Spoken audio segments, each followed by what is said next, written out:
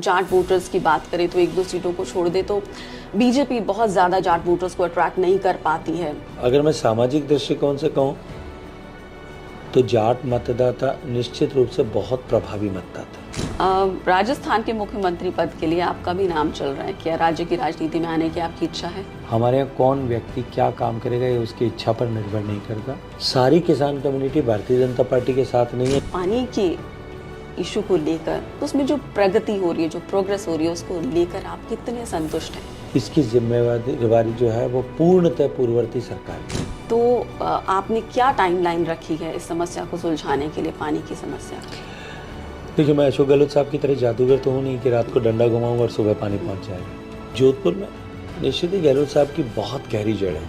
फिर आपने कैसे तोड़ा अशोक गहलोत का जादू? सभी का स्वागत है, मेरा नाम है पूर्णिमा शर्मा और आज मेरे साथ मौजूद है केंद्रीय जल शक्ति मंत्री और जोधपुर से बीजेपी के कैंडिडेट गजेंद्र सिंह शेखावत जी। बहुत बहुत स्वागत है शेखावत जी आपका इस चर्चा में। धन्यवाद।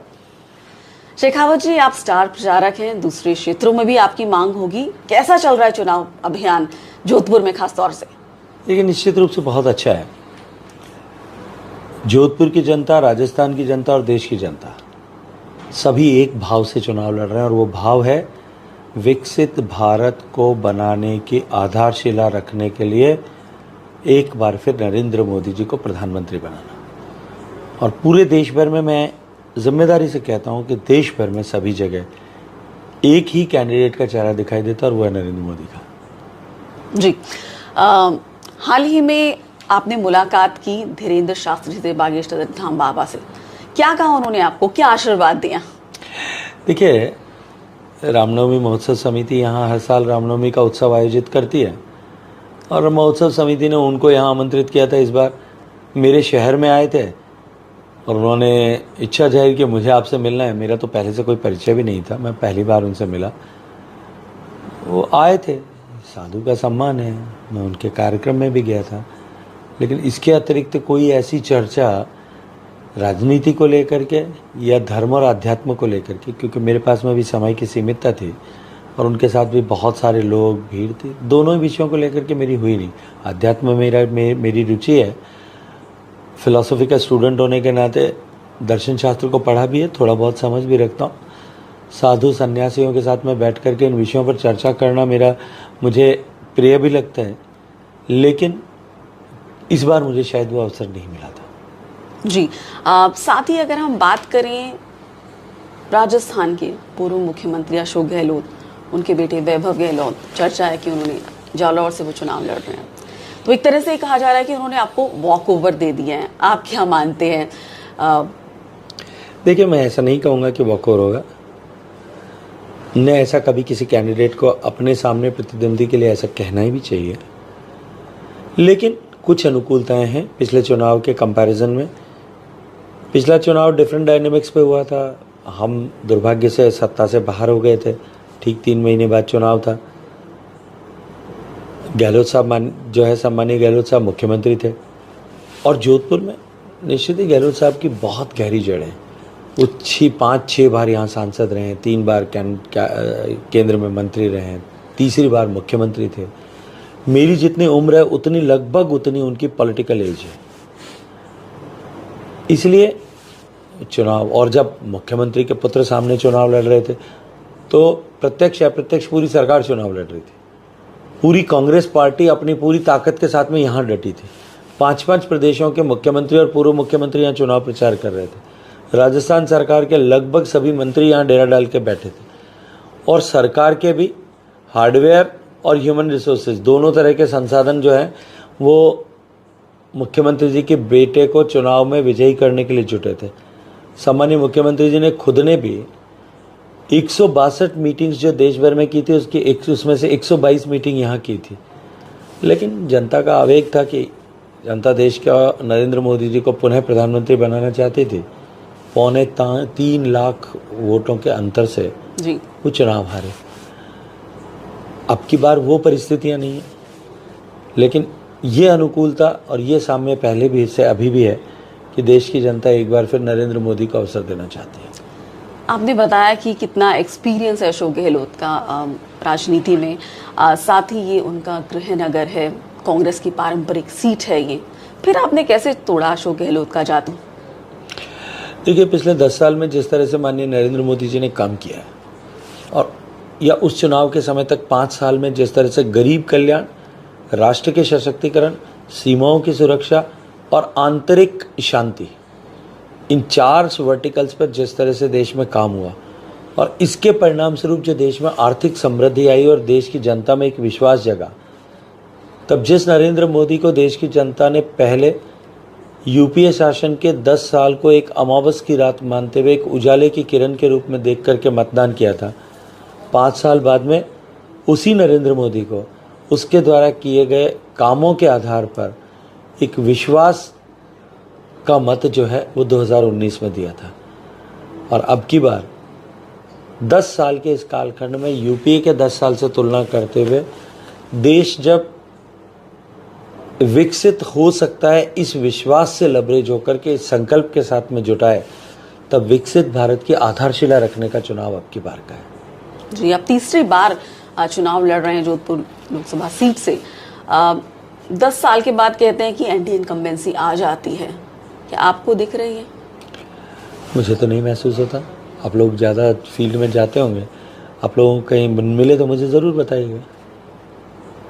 जी, अगर हम देखें तो पूरे भारत की अगर हम बात करें या राजस्थान की बात करें तो एक तरह से जो हवा है मोदी जी की तो अनुकूल दिख रही है, लेकिन जो स्थानीय सांसद हैं उनके खिलाफ लगता है कि एंटी इनकम्बेंसी है, लोगों में नाराजगी है। क्या चुनौतियां हैं आपके सामने राजस्थान की, खासतौर पर बात करें तो? देखिए, 2014 के चुनाव में भी लोग इस बात की चर्चा करते थे कि कुछ सीटें ऐसी है जहां भारतीय जनता पार्टी की अनुकूलता नहीं होगी। 2019 के चुनाव में भी ऐसी चर्चाएं होती थी कि आधे से ज़्यादा सांसदों के खिलाफ एंटी इनकम्बेंसी है और लोग चुनाव नहीं जीत पाएंगे। और क्योंकि उस समय तो सरकार नहीं थी, हम तुरंत ही थोड़े ही दिन पहले हम चुनाव हारे थे, तो ये बात बहुत प्रमुखता और प्रबलता के साथ में आती थी, लेकिन फिर भी 25 के 25 सीट जीते थे। अब की बार भी ये लिख करके रखिए कि हम 25 के 25 सीटें जीतेंगे, और केवल जीतेंगे नहीं, 2019 में जितना अंतर था उससे ज़्यादा अंतर अब की बार हमारी विजय का राजस्थान में होगा। इसके अलावा ये भी कहा जाता है कि अगर जाट वोटर्स की बात करें तो 1-2 सीटों को छोड़ दे तो बीजेपी बहुत ज़्यादा जाट वोटर्स को अट्रैक्ट नहीं कर पाती है। हनुमान बेनीवाल की भी बात करें हम तो वो पहले आपके साथ थे, अब वो कांग्रेस के साथ गठबंधन में चुनाव लड़ रहे हैं, आरएलपी। तो क्या ये बातें आपके लिए चिंता पैदा करती हैं, बीजेपी के लिए राजस्थान में चिंता पैदा करती हैं? देखिए, अगर मैं सामाजिक दृष्टिकोण से कहूँ तो जाट मतदाता निश्चित रूप से बहुत प्रभावी मतदाता है, और लगभग प्रदेश की 200 विधानसभाओं में से 40-50 विधानसभाएं ऐसी है जहां वो परिणाम को प्रभावित करने की परिस्थिति में है। और किसान कौम भारतीय जनता पार्टी के साथ रहने से भारतीय जनता पार्टी की ताकत निश्चित रूप से बढ़ती है। लेकिन किसी के भी एक व्यक्ति या किसी एक रीजनल पार्टी के खिसकने से सारी किसान कम्युनिटी भारतीय जनता पार्टी के साथ नहीं है, ये निष्कर्ष निकाल लेना ये जायज़ नहीं होगा। किसान कौम पूरी ताकत के साथ भारतीय जनता पार्टी के साथ डटी है, जुटी है। और देखिए, ग्रामीण परिवेश में रहने वाले जाट, विश्नोई, कल्बी, पटेल, इन सब समाजों के लोगों के साथ जिस तरह से इनके जीवन में परिवर्तन लाने के लिए नरेंद्र मोदी जी की सरकार ने काम किया है एक तरफ, और दूसरी तरफ इन सब किसानों का बेटा जो जवान के रूप में फौज में जाकर के काम करता है, उसने जिस तरह का परिवर्तन सीमावर्ती क्षेत्र में देखा है, उन दोनों के चलते हुए स्थानीय चुनावों में कुछ डिफरेंसेस जाट कम्युनिटी के भारतीय जनता पार्टी से हो सकते हैं, लेकिन नेशनल चुनाव में, मोदी जी के चुनाव में ये सब दूरियां गौण हो जाती हैं। बाड़मेर लोकसभा सीट की बात करें तो रविंद्र सिंह भाटी एक चेहरा राजस्थान की राजनीति में उभर रहा है। ये भी कहा जा रहा है कि वो युवा और राजपूत वोटरों को अपने साथ ले जा सकते हैं। देखिए, निश्चित रूप से विधानसभा के चुनाव में जिस तरह का परिणाम आया था, लोगों को अप्रत्याशित लगता था, लेकिन जिस तरह से उन्होंने चुनाव लड़ा, जीते। कुछ लोगों को उसके कारण से एकदम यकायक सरप्राइज मिला होगा। मैं तो नहीं मानता था, मैं तो उससे पहले भी कह रहा था कि ये होने वाला है। लेकिन लोकसभा का चुनाव मैं फिर कहूँगा कि डिफरेंट डायनेमिक्स पे होता है। इस समय लोगों के मन में जो भाव है वो नेशनल पर्सपेक्टिव को लेकर के होता है, देश के लार्जर इंटरेस्ट और सिनेरियो को लेकर के होता है। इसलिए अब की बार उसी तरह की अनुकूलता रहेगी, इसमें मुझे कुछ संदेह है।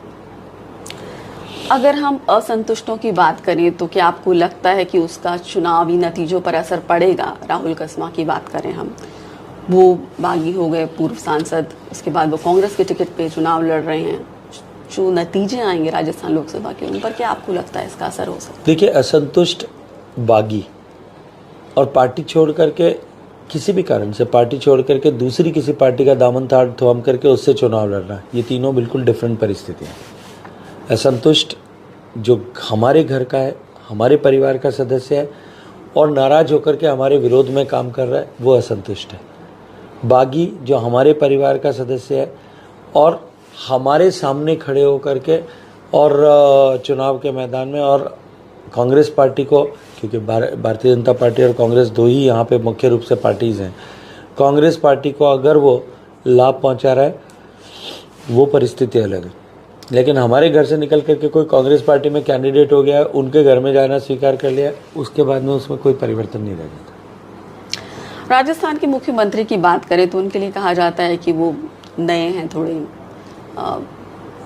कम अनुभवी हैं, तो क्या चुनाव अभियान पे आप इसका क्या असर देखते हैं राजस्थान में? देखिए, चुनाव मुख्यमंत्री नहीं लड़ता है, चुनाव भारतीय जनता पार्टी में दल लड़ता है, भारतीय जनता पार्टी का कार्यकर्ता लड़ता है, भारतीय जनता पार्टी पे बूथ पे बैठा हुआ कार्यकर्ता लड़ता है। भारतीय जनता पार्टी कार्यकर्ताओं की शक्ति और व्याप के आधार पर चुनाव लड़ने वाली पार्टी है, ये बिल्कुल लिख करके रखिए। और माननीय भजनलाल जी को एक सुदीर्घ अनुभव पार्टी में महामंत्री के नाते, उपाध्यक्ष के नाते काम करने का रहा है। बेशक वो पहली बार विधायक बने और पहली बार में उनको मुख्यमंत्री बनने का सौभाग्य मिला है, लेकिन जो उनका पिछला इतना लंबा अनुभव है पार्टी के संगठन में, वो सीनियर पोजीशंस पे काम करने का, मुझे नहीं लगता कि इसको लेकर के इलेक्शन में कहीं कोई उनको किसी भी तरह का ऊहापोह उनके मन में होगी या किसी भी तरह की चुनौती उसको लेकर के भारतीय जनता पार्टी या उनके लिए खड़ी हो सकती है। राजस्थान के मुख्यमंत्री पद के लिए आपका भी नाम चल रहा है, क्या राज्य की राजनीति में आने की आपकी इच्छा है? देखिए, मैं जिस दल में काम करता हूँ, भारतीय जनता पार्टी, या जिस विचारधारा से मैं आता हूँ, जिस विचार परिवार से मेरा ओरिजिन है, हमारे यहाँ कौन व्यक्ति क्या काम करेगा ये उसकी इच्छा पर निर्भर नहीं करता। संगठन के परिवार के वरिष्ठ जन बैठ करके ये तय करते हैं कि उसे किस भूमिका में काम करना चाहिए, और जो भूमिका परिवार के वरिष्ठ जन तय करते हैं उस भूमिका में हम सब लोग मिलकर के काम करते हैं। मैं छात्र संघ की राजनीति से निकला हुआ व्यक्ति हूँ। छात्र संघ की राजनीति के बाद अमूमन सभी लोग अपने लिए राजनीतिक सरजमीन तलाशते हैं। मेरे लिए भी उस तरह की अनुकूलताएं थी। सम्मानीय भैरव सिंह जी उस समय मुख्यमंत्री थे, लेकिन मेरे मार्गदर्शकों ने मेरे लिए तय किया कि मुझे सीमावर्ती क्षेत्र पर काम करना चाहिए। मैंने लगभग 20 साल बॉर्डर पर काम किया। यकायक मुझे कहा गया कि अब तुमको चुनावी राजनीति में जाना है। मैं चुनावी राजनीति में आया, 2 बार सांसद बनने का सौभाग्य मिला, 2 बार मंत्री बनने का सौभाग्य मिला। एक बात आपसे जिम्मेदारी से कहता हूँ और पूरी जिम्मेदारी से, अगर कल मेरा संगठन ये तय करे, विचार परिवार के मेरे मार्गदर्शक ये तय करें कि मुझे अब जाकर के वनवासी कल्याण परिषद में या सेवा के प्रकल्पों में जाकर के काम करना है, तो मैं इसी ऊर्जा के साथ, इसी उत्साह के साथ, इसी उमंग के साथ, इसी निष्ठा के साथ काम करूँगा। क्यों? क्योंकि मुझे पता है कि जहाँ भी मैं काम करूँगा वहाँ लक्ष्य यही होगा और एक ही होगा, वो है भारत माता की जय। जी, आप एक पूरा टर्म पूरा कर रहे हैं जल शक्ति मंत्री के तौर पर, तो जल की बात होना जायज़ है। अब भारत सरकार की योजना रही है हर घर नल जल योजना, उसके बावजूद जोधपुर के इलाकों में, खासतौर पर ग्रामीण इलाकों में बात होती है कि पानी की समस्या है। आप इस पिछले कुछ महीनों की बात करें तो इस पानी की इशू को लेकर जोधपुर लोकसभा सीट की अगर हम स्पेसिफिकली बात करें या राजस्थान की बात करें, तो उसमें जो प्रगति हो रही है, जो प्रोग्रेस हो रही है, उसको लेकर आप कितने संतुष्ट हैं? देखिए, राजस्थान में जो पानी के लिए जो संकट और चुनौती है, ये सबकी जानकारी में है। लेकिन जल जीवन मिशन में राजस्थान की ये जो दुर्दशा हुई है, इसकी जिम्मेवारी जो है वो पूर्णतः पूर्ववर्ती सरकार की है। राजस्थान को देश में सबसे ज़्यादा बजटीय संसाधनों के आवंटन के बावजूद भी राजस्थान प्रगति के दृष्टिकोण से, जहां देश में जब हमने काम शुरू किया था तब 16% घरों तक पानी पहुंचता था, आज 76% घरों तक पहुंचता है। 11.5 करोड़ नए कनेक्शन दिए गए, 12 प्रांत 100% सैचुरेट हो गए, 10 से ज़्यादा प्रांत 80-85% के मार्क को क्रॉस कर चुके हैं। वहाँ राजस्थान नीचे से दूसरे पायदान पर लगातार बना रहा है, और इसके पीछे निवर्तमान सरकार की बदनीयती था, इल इंटेंट था, क्योंकि वो जानते थे कि अगर पीने का पानी हर घर तक मोदी की योजना से पहुंचा तो प्रदेश में आने वाले कई दशकों तक कांग्रेस का खाता भी नहीं खुल पाएगा। इसलिए उन्होंने इतने सारी अनुकूलताएं होते हुए भी इस मिशन को पूरी तरह से डीरेल कर डिफंक्ट करने का काम किया। आपकी तरफ से क्या कोशिश हुई बतौर सांसद, बतौर केंद्रीय मंत्री, अपने कम से कम संसदीय क्षेत्र में इस पानी की समस्या को सुलझाने को? देखिए, पीने का पानी राज्य सरकार का विषय है। हमारा संविधान ये कहता है पानी राज्य सरकार का विषय है। मेरी कोशिश ये थी कि जोधपुर को के प्रोजेक्ट सारे सैंक्शन हो जाए। मेरी कोशिश ये थी कि जोधपुर को जहां लिफ्ट कैनाल से कैनाल के ऑपरेशंस के ऊपर विराम आने के कारण से, जब क्लोजर्स आते हैं उसके कारण से जो पानी के उपलब्धता एक चुनौती बनती है, उसको मिटिगेट करने के लिए बड़े रिजर्वायर्स बने। मैंने 1400 करोड़ रुपए दिए। जोधपुर परिक्षेत्र में एक कनेक्शन करने का एवरेज एक्सपेंडिचर 2 लाख रुपए आता है, जबकि नेशनल एवरेज 20,000 रुपये। फिर भी उन सारे प्रोजेक्ट्स को सैंक्शन करके बजटीय आवंटन किया, लेकिन पिछली सरकार के मन नहीं था कि इस काम को करें, इसलिए नहीं हो पाया।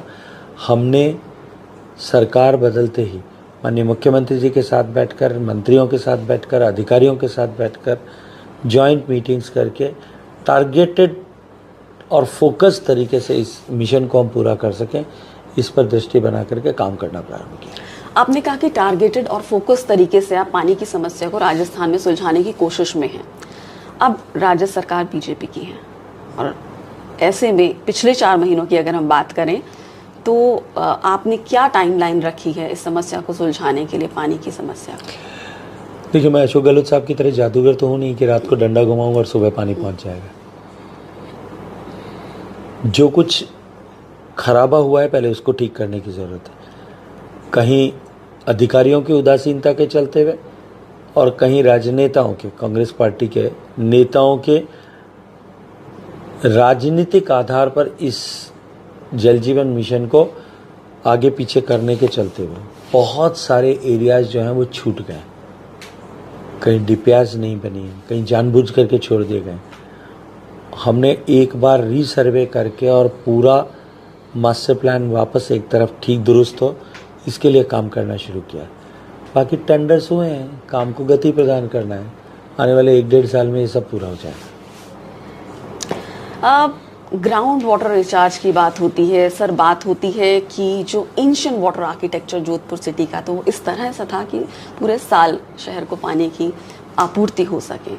बावड़ीज हैं, झालरास हैं, एक तो आपने शायद तापी झालरा की बात, तापी बावड़ी की बात हुई, वो उस पर शायद काम किया है, लेकिन ऐसी शायद आपके लोकसभा क्षेत्र में कम से कम हो सकता है 500 से 1000 ऐसे एंशिएंट वाटर आर्किटेक्चर होगा जिसको रिस्टोर करने की ज़रूरत है।